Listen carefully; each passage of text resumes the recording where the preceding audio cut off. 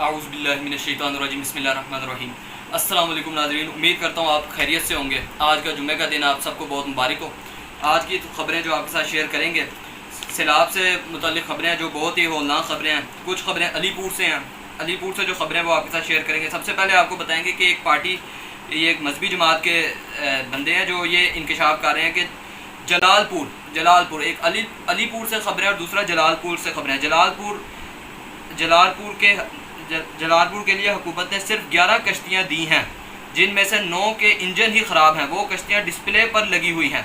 Private तंजीम के अहदेदार की press conference. यानी जलालपुर में हुकूमत ने, यानी पूरा एक शहर है जिसमें से लोगों को निकालना था, और लाखों लोग हैं उस शहर में, और वो पूरे का पूरा शहर डूब गया। लेकिन उस शहर अगर लोगों को निकालना है बाय रोड तो इसके लिए कोई सैकड़ों की तादाद में गाड़ियाँ चाहिए। लेकिन इधर गाड़ियाँ तो उनके पानी हर तरफ, तो कश्तियों की ज़रूरत होती है। और कश्तियाँ कितनी भेजी हैं हुकूमत ने? 11 कश्तियाँ भेजी हैं, 11, जिनमें से 9 कश्तियाँ ही ख़राब हैं। तो ये है टोटल हुकूमत की प्रेस कॉन्फ्रेंस, टोटल हुकूमत की कारकर्दगी। और उसके बाद ये जो एक और बड़ा एक तकलीफ दे मंजर के, एक तहसील अलीपुर एक जलालपुर, दूसरा अलीपुर में लोग दरख्तों पर पनाह लेने पर मजबूर। ये वीडियो में आप देखें कि एक बंदा और उसकी फैमिली दरख्तों पे चढ़ी, और वो कह रहे हैं हम कई दिनों से दरख्तों पे हैं लेकिन कोई मदद नहीं आ रही। और हमारे जो इन हालात में वज़ीर आज़म साहब हैं, वो जनाब वो चाइना से आए हैं तो वापस कतर निकल गए। पहले उनकी बेटी दौरे से आई, फिर ये ख़ुद चले गए, और अब वापस आने की बजाय उधर से कतर चले गए हैं। कतर में जाके मुल्क का बड़ा हिस्सा सैलाब में डूबा, और वज़ीर आज़म गैर ज़रूरी दौरे पर रवाना हो गए। इजहार यकजहती फ़ोन पर नहीं हो सकती थी। बिल्कुल साफ़ी ने बिल्कुल वैलिड पॉइंट उठाया कि फ़ोन पे अफसोस कर लेते, ठीक है उन पर हमला हुआ, मुसलमान ममालिक है, लेकिन आपके अपने मुल्क में लोग शहीद हो रहे हैं सैलाब की वजह से। लेकिन आप अपने मुल्क को बिल्कुल अकेला छोड़ के, आवाम को बिल्कुल निहत्ता और पानी और सैलाब के सहारे छोड़ के, आप पाकिस्तान में हैं भी तो अजाब है, बाहर गए हैं उनके लिए अजाब है। और फिर उधर जाके हरकतें देखें, क्या अटकेलियाँ करते फिर रहे हैं। वो एक बंदे के साथ है, उनका कोई मशहूर सदर वगैरह, उसके साथ फेड़े और ज़बरदस्ती उसके हाथ के साथ हाथ टच करी जा रहे हैं बार बार, किसी तरह मेरा हाथ पकड़ लीजिए। ऐसे करके ना आप तस्वीर गौर से देखें, बिला वजह इनका ये है कि इनकी उंगली पकड़ाता है तो पूरी बाजू लेते हैं उसकी, तो ये बिला जान के हाथ टच कर रहे हैं ताकि मेरा हाथ पकड़ ले और अच्छी एक फ़ोटो आ जाए कि बड़ा हाथ में हाथ थाम के चल रहे हैं दोनों मुल्क के सरबराह। और इनसे कोई सलाम करता है फ़ौरन जाके गले मिल जाते हैं उससे। हाँ जी, कोई इनको ज़रा ऐसे करके करता है, ये हाथ बढ़ा देते हैं आगे सलाम के लिए। तो इस तरह की हरकतें कर रहे हैं, और ये कर क्यों रहे हैं? सिर्फ और सिर्फ इमरान खान के औरा और इमरान खान के एक जो कद काट था, और इमरान खान से जिस तरह से लोग मिलते थे, वो ट्रंप की जो थी बीवी, उसने तो कहा था मुझे तस्वीर खिंचवानी है आपके साथ।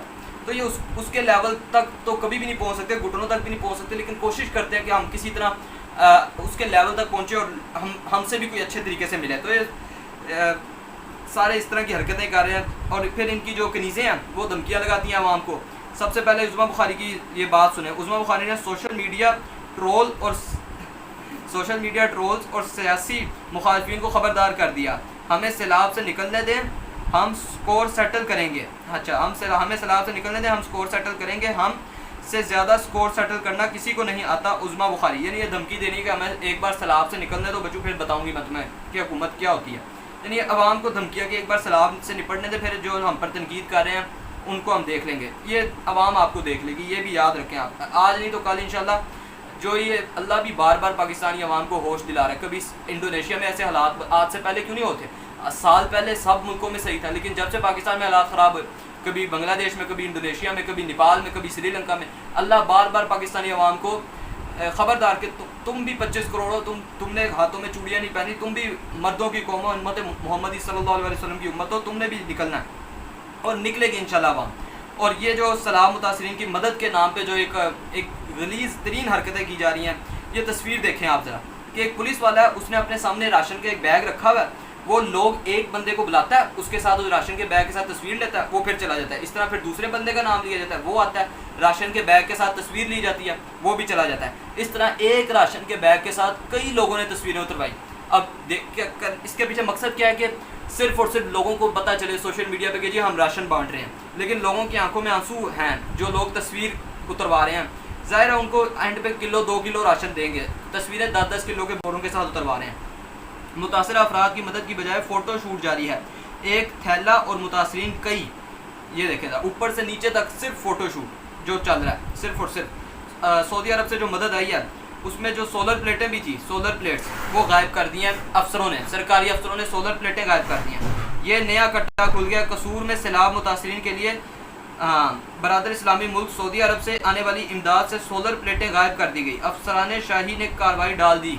यानी कुछ सोलर प्लेटें थी जो बड़ी बेहतरीन सोलर प्लेटें थी, जिनका मकसद था कि जो मुतासरीन इलाके हैं जिनमें बिजली नहीं है, उधर सोलर प्लेटों के ज़रिए से कोई मामूली सी बिजली पैदा की जाए सूरज की रोशनी के ज़रिए। वो सोलर प्लेट ही गायब है।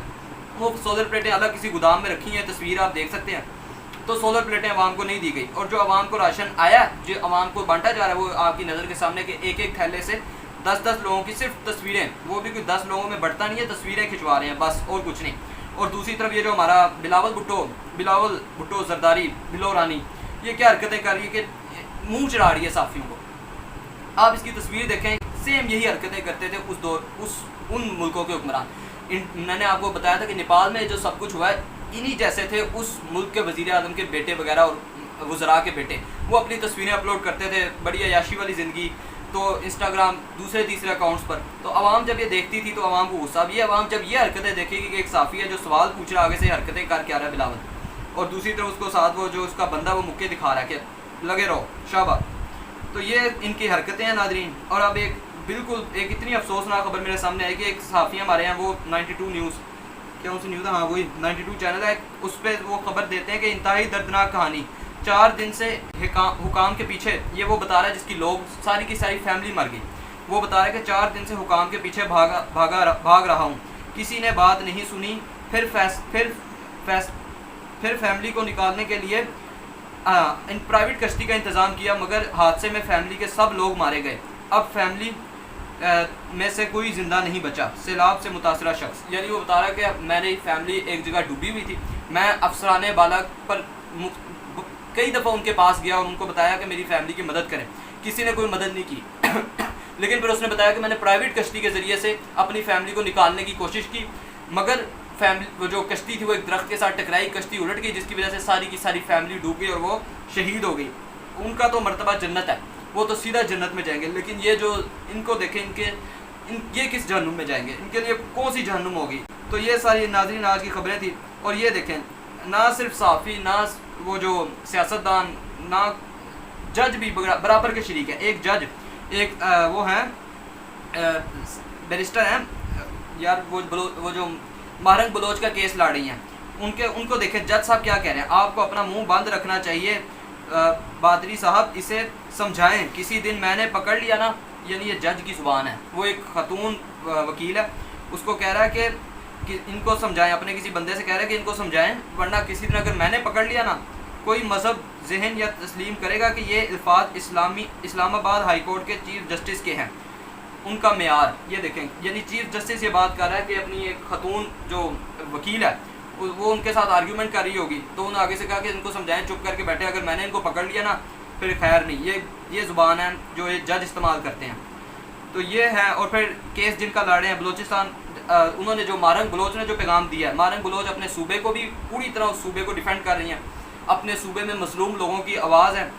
और ये पाकिस्तान की वो ख़वातीन है जिनको पाकिस्तान कभी नहीं भूलेगा, डॉक्टर महरंग बलोच और फिर डॉक्टर यास्मीन राशिदा, ये सारी ख़वातीन। बलोचिस्तान में जबर का दायरा कार ना तबके तक महदूद है और ना ही जिन्स तक। यहाँ कोई मर्द महफूज ना है ना ख़वातीन, यहाँ कोई मर्द महफूज है ना कोई खतून। ठीक हो गया, ये महरंग बलोच ने कहा है, जिस पर आप डॉक्टर महरंग बलोच का पैगाम। डॉक्टर महरंग बलोच ने कहा कि मगर हुकाम में इतनी हिम्मत नहीं कि इन्हें अपनी ही अदालतों में पेश करें, यानी अदालतों में पेश नहीं किया जा रहा।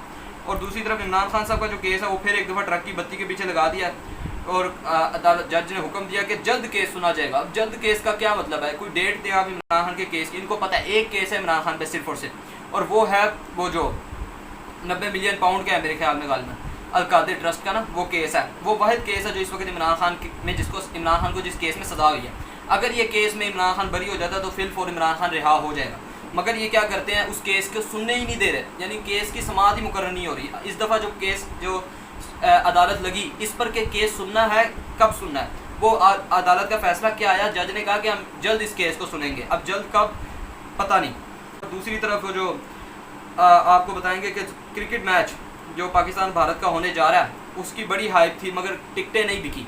टिकटें बिकी नहीं पाकिस्तान इंडिया के मैच की। कुछ लोग कह रहे हैं जी बाइकआउट है जिसकी वजह से टिकटें नहीं बिकी, लेकिन मेरा जो ख्याल है कि 10-10 हज़ार दिरहम की वो टिकट है जो सबसे छोटी है, यानी जो लोग बिल्कुल आम लोग होते हैं जिधर बैठते हैं वो टिकट 10,000 दिरहम की है, और जो VIP टिकटें वो 2.5 लाख दिरहम की है, यानी 15-15 लाख रुपए, पाकिस्तानी 15 लाख, भारत के भी इस तरह की 10-12 लाख, यानी इतनी महंगी टिकट है।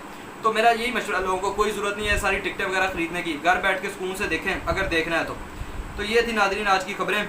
और फिर हाँ, माफ़ी का बार बार मुतालबा करते हैं हमारे एक बड़े अफसर जो अपने आप को ज़मीन में पाकिस्तान में अपना खुदा समझते हैं।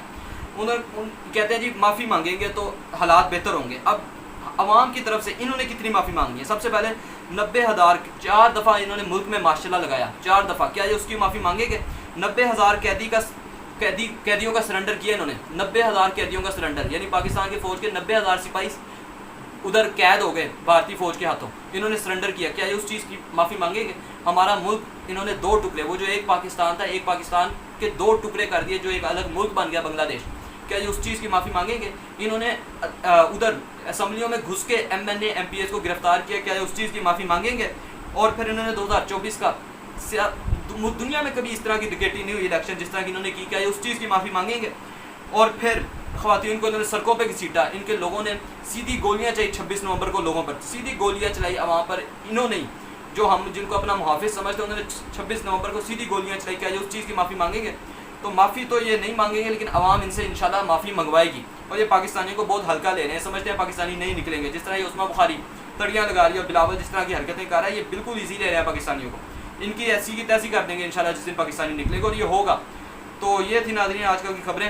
उम्मीद करता हूँ आपको वीडियो पसंद आई होगी। आपसे पिछली व्लॉग में गुजारिश की थी कि सब्सक्राइब किया करें। व्यूज़ अच्छे आते हैं लेकिन सब्सक्राइबर्स नहीं आ रहे। वॉच टाइम भी अच्छा है मगर सब्सक्राइबर नहीं, तो सब्सक्राइब किया करें, कमेंट भी किया करें और लाइक भी किया करें। तो आप सब खैरियत से होंगे। अल्लाह हाफिज़।